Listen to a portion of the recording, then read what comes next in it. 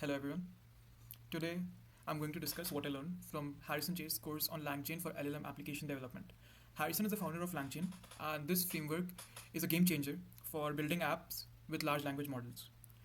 So let's break it down in simple terms. So what is LangChain? LangChain is an open source framework.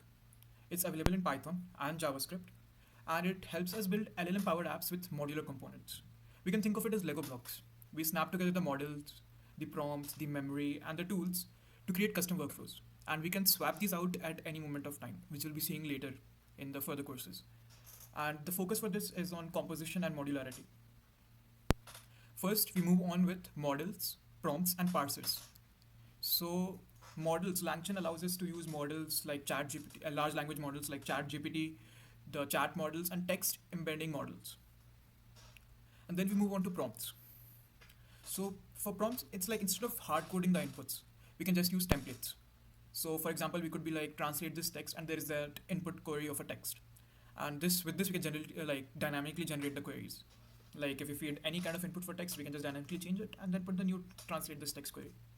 So it's very handy and easy rather than just hard coding the input. And then we move on to parsers.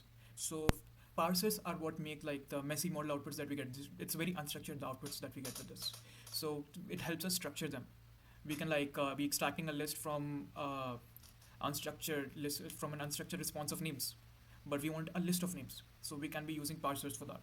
Like the output is made into a structured format, and we know that we need very clean data these days for analyzing the outputs. So that it's very handy for clean data. So the use case for this would be like, for example, we can imagine building a translation app. So our prompt can standardize the input, and the parser will ensure that the output is always in JSON format. Now the next topic is memory. Now large language models are stateless, and every transaction is independent. So what we mean with this is that the chatbots like what we use ChatGPT, they appear to have memory. Like whenever you're chatting with ChatGPT or Gemini or Grok AI, it feels that yeah, we are having a conversation endlessly, but what it actually does to make it seem that it has memory is that it feeds our entire previous chat as context, and that is how it appears to have memory of our previous chats. Like if I say that hi, my name's XYZ, and then I ask the chat model what my name is, it's actually feeding my previous chat as context that yeah, my name was XYZ, and ask it like what my name is. It will be fed my previous chat as context, and it will just say yeah, your name is XYZ. Then for memory, LangChain also gives us ways to remember the past interactions, like conversation buffer memory. This is like the most raw chat history. It will just feed the entire previous chat as context, and it will just give us the output with that. And then there is the conversation buffer window memory. So this just keeps the just remembers the last n chats, and we specify the n number of chats that we are trying to save in the conversation buffer memory, our second type of memory in LangChain. Then we move to conversation token buffer memory. So tokens are what essentially like every word is essentially one token for except for some words like language. So lang can be one and gauge can be one token. So there will be two tokens, or something like programming. Program will be one thing and Ming will be another token. So those are what tokens are. And conversation token buffer memory is we can specify the number of tokens that we are trying to save in the memory. So for example, say we are saving 400 tokens. In those 400 tokens, if we have reached enough 500 tokens, the first 100 tokens will be dropped, and that entire context is gone now. It won't be remembering anything about that. That is what is conversation token buffer memory. Then we move on to our last and fourth memory offered by LangChain, memory type offered by LangChain. So this kind of memory is conversation summary memory. This also asks us to specify the number of tokens that we want to be saved. And what's different with this is that, if, for example, like if I have set it down to 300 tokens, and now I have reached 400 tokens. So, I mean, it would have been dropped with 301 only, but for example, I have moved to 400, and the first 100 are going to be dropped now. So, what conversation summary memory does is that it will make a summary of the context that we are dropping, of the entire context that we are saving in the 300 tokens that we are given, and it will save it. So with this, we don't lose the context of the tokens that we have dropped. So with this, the memory section comes to an end, and a use case for this could be like a customer support bot that we are building, and it needs to remember our last complaint without storing the endless text, or it could be the complaint chatbot only for Zomato. I'm trying to say for a real life example. Zomato complaint chatbot remembers okay what you're trying to say and everything. And then we move on to the most powerful part of what we are learning right now for LangChain, and that is the chains, the chain part of the LangChain. And it combines the prompts, the models, and the actions. Now there are three types of chains. There is the most basic, the LLM chain. It's a very basic, it just takes a basic prompt plus model and combines them. Then we come down to sequential chains. Now there are two types of sequential chains. There is like simple sequential chain. In simple sequential chain, what it does, it takes one input, and for every one input there is one output. And what's different for sequential chain from simple sequential chain is that it will be taking n number of, so yeah, for simple sequential chain, what it basically does is that for every one output it connects one output. That is a simple sequential chain. Like if I'm giving one prompt, it will be giving a corresponding output. But for sequential chain, the regular sequential chain, we can route it to like n number of inputs and n number of outputs. You could say that I have it pictured in my brain, but let me try to explain it to you in words.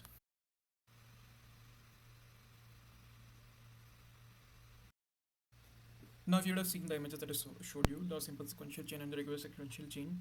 So, in the simple sequential chain, we have the first chain, and the output of chain 1 is being given as the input of chain 2, and then we are getting a final output. So, it's like one input, one output. That's how it's being routed. Now, with regular sequential chain, the image that is there at the bottom, in that you can see that we have a first chain, the input chain, and that chain 1 is going as the input of chain 2, our second chain, and it is also going in chain 3, and chain 3, and then chain 3 is going as the input of chain 4, and finally the output of chain 2 goes as the input of chain 4, and the output of chain 3 also goes as the input of chain 4, and finally we get an output. So in this, what we are trying to say is that we can get n number of inputs and an output, and we can get n number of inputs and an output, and an output. Sorry, that was a mistake. So n number of inputs and an output. That is how regular sequential chain works. Then we have router chains.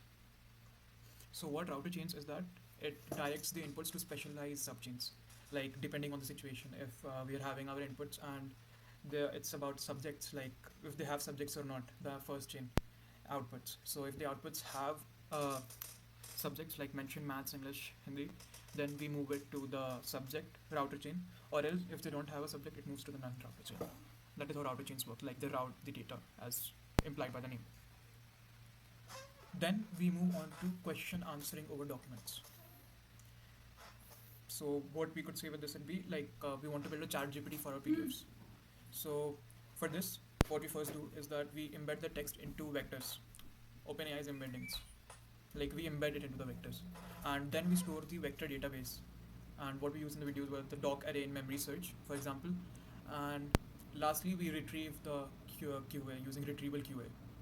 So by using the stuff, map, reduce, or refine methods, we use this to fetch the answers. So we are basically doing what we give questions to ChatGPT and answering it. Chat model. That is what we're trying to do in this Q&A model. Now in this, stuff is the simplest. It will take all the docs into the prompt at once. Now MapReduce splits the work, like for large docs, like it will divide it into parts, and it will cost more though. There are trade-offs. Then we come down to evaluation, our second last topic. So what evaluation is that how can we test the if our LLM app is working or not. Now we have tools in LangChain to check whether our large language model app is working or not.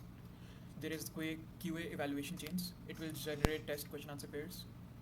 QA generate chain, and then we can evaluate it with another large language model.